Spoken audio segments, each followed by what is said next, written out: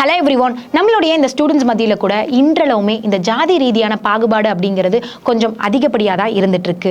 So ஒவ்வொரு நாளும் நம்ம செய்திகளின் வாயிலாக பார்த்துட்டு இருந்தாலுமே கூட நிறைய இந்த ஜாதிய காரணம் காட்டி பிரச்சனைகளை பண்ணிக்கிறதும் அண்ட் அந்த ஜாதியின் அடிப்படையில் இன்னைக்கு நிறைய கிரைம் உருவாகிறதையும் நம்ம பார்த்துட்டு வரோம். ஸோ இது எல்லாம் தடுக்கணும் அப்படின்னா முதல்ல இந்த ஜாதி ரீதியான கட்டமைப்புகள் கொண்ட நம்ம இந்திய நாட்டில் இதோடைய புரிதல் நமக்கு எந்த அளவுக்கு இருக்கு அப்படிங்கிறத நம்ம இங்கே தெளிவுபடுத்திக்கணும்.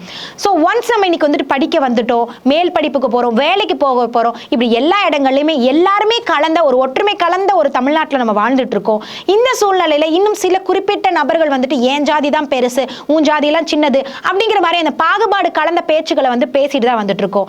பட் இந்த பேச்சு எல்லாமே குறைச்சிட்டு நம்ம தமிழ்நாட்டோட முன்னேற்றத்துக்காகவும் நம்மளுடைய தனிப்பட்ட முன்னேற்றத்துக்காகவும், அதாவது ஜாதி ரீதியான முன்னேற்றமாக இல்லாம நம்மளுடைய ஒட்டுமொத்த வளர்ச்சிக்காக நம்மளுடைய திங்கிங் எப்பொழுது மாறுதோ அப்போது மட்டும்தான் இந்த ஜாதி ரீதியான கட்டமைப்புகள் எல்லாம் உடைச்சுக்கிட்டு நம்மளால ஒரு நல்ல ஒரு சமுதாயத்தை உருவாக்குவதற்கான ஒரு அடித்தளம் இட முடியும். உடனே வந்துட்டு அப்புறம் என்ன நீங்க ரிசர்வேஷனை தூக்கலாம்ல, அப்புறம் எதுக்கு ரிசர்வேஷன் பாக்குறீங்க, அப்ப ஜாதி ரீதியான உங்களுக்கு கிடைக்கக்கூடிய சீட்டு வேணும் ஆனா ஜாதி வேணாமா அப்படின்னு சொல்லிட்டு இந்த மாதிரி ஒரு மீனிங்கே இல்லாம சில விஷயங்கள் எல்லாம் வந்துட்டு சில பர்சன்ஸ் வந்து பேசிட்டு இருப்பாங்க.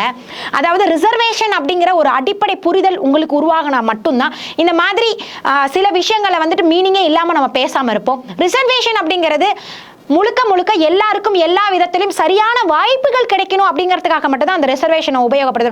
அதை விட்டுட்டு நான் உங்ககிட்ட பேசணும்னா நீ வந்து ஏன் ஜாதியா இருக்கணும், உனக்கு நான் ஹெல்ப் பண்ணணும்னா நீ ஏன் ஜாதியா இருக்கணும் அப்படிங்கிற இந்த மாதிரி மீனிங்லெஸ்ஸான பேச்செல்லாம் வந்துட்டு நம்ம பேசிட்டு இருக்கிறது எல்லா இடங்களையும் ஒரு யூஸ்லெஸ்ஸாக தான் வந்துட்டு இருக்கும்.